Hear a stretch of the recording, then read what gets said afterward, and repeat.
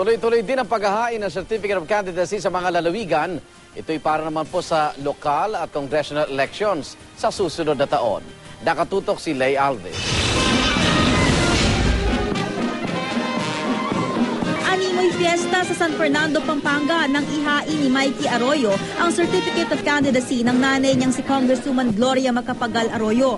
Tumanggi si Mikey na sabihin kung bakit hindi personal na nakapag-file ng COC ang dating Pangulo para tumakbo sa ikalawang termino.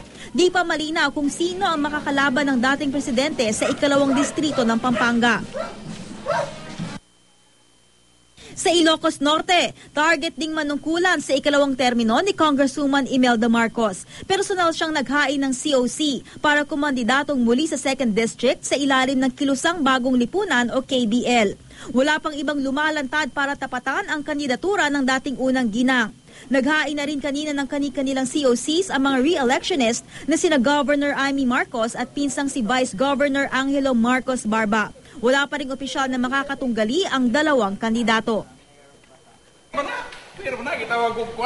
Sa Davao, kumpirmado na rin ang pagtakbo bilang kongresista ni Attorney Eli Pamatong na tila hindi pinanghihinaan ng loob sa pagsabak sa politika kahit na 2 beses na siyang nabigo nang sumubok sa presidential elections. Makakalaban niya si incumbent Congressman Carlo Nograles.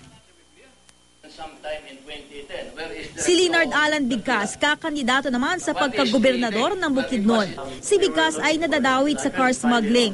Binigyang diin naman ng Liberal Party, hindi nila kandidato sa anumang posisyon si Bigkas, na makakatunggali si incumbent Bukidnon Vice Governor Jose Maria Zubiri.